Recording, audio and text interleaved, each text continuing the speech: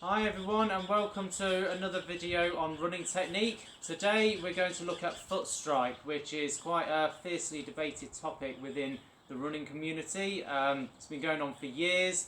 Some people advocate a rear foot strike, some people think a forefoot strike's better, or a midfoot strike even. So I'm going to try and add a bit of clarification to this argument here and draw upon what sort of evidence is available.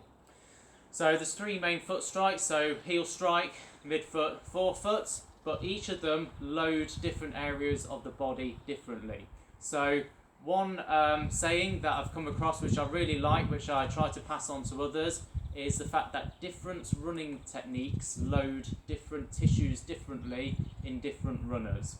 So what that means is that you cannot offload one area of the body without placing that very same load elsewhere. Because if you think our body's still going to weigh the same no matter what sort of foot strike we're adopting, and therefore our joints are going to have to bear that weight one way or another. However, different muscles are going to take the load depending on what sort of foot strike that we adopt. So to give you a bit of an overview, if we adopt sort of a typical heel strike, which is what most runners adopt, we're going to be loading our knee joint a bit more, and we're also going to be loading the tibialis anterior muscle, which is located on the outside of the shin. So if you've got problems in any of those areas, then actually a heel strike probably isn't for you. It's probably not an ideal thing to be doing. Likewise, a forefoot strike is going to load the calf muscles. It's going to load the Achilles a lot more and place more strain on the ankle joint. So if you've got any problems in any of those areas, a forefoot strike should probably be avoided. So really, hopefully you can tell what I'm trying to say here. It's something that should be determined by individual characteristics. Foot type can also play a part in what foot strike you should adopt, and that's where all the biomechanical assessments etc. come into play. So it's not really necessarily a right or wrong way of doing it, but actually it should be something that's tailored to the individual. So as far as our sort of longer runs are concerned, actually forefoot strike, heel strike doesn't really matter too much. And actually if you look at a lot of the elite marathon or 10k runners, there's a huge variation even among the elite athletes and what sort of foot strike they adopt as well. So it really is something that probably is determined more by the individual.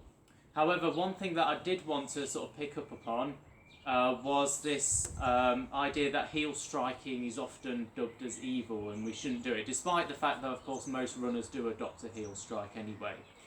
So as I've just explained, the actual foot strike isn't necessarily a bad thing. There's no evidence to suggest that actually one method of foot strike causes more injury than another or is more efficient than the other, as long as it's done correctly.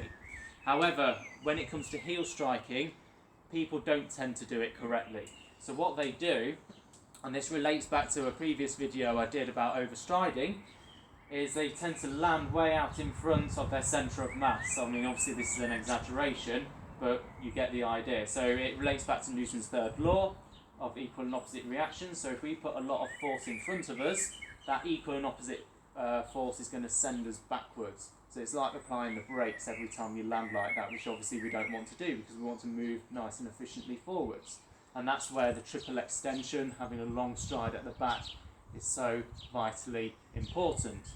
However, if I get back into this position, what foot strike am I adopting when I'm overstriding? It's a very profound and definitive heel strike. So if we contrast that to landing underneath our trunk, underneath our centre of mass, it's practically impossible to overstride by using a forefoot strike, because otherwise it'll look very odd. You'll be almost sort of striking like that, wouldn't you? So if you overstride, you're going to be heel striking, but it's the overstriding which is the bad thing, not the heel itself. So if you heel strike but land underneath your centre of mass, that's fine also.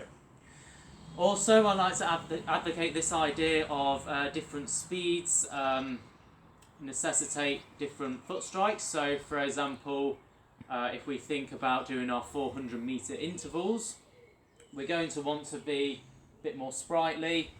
We might want to have this natural tendency to lean forward, which again I was talking about in a previous video, where we lean forward through the ankle, not through the waist. And then as we do that, we have, as we're running faster and we're sort of falling into our next stride, it does tend to be more of a more tempting to land on your forefoot as opposed to your heel. You also, there is an argument that you can be utilising more elastic energy through the calves as well. So it's like switching through different gears. When you're driving a car, you obviously switch up a gear when you go faster, and then change down when you go slow. It's the same with the running technique. So as you go faster, I would argue that actually a forefoot strike is more suitable. But as far as distance runners are concerned, the vast majority of the running is going to be long and steady.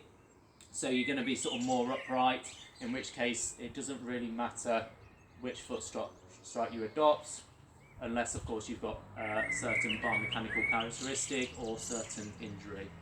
So I hope that clarifies a few things, and I'll see you again on the next one.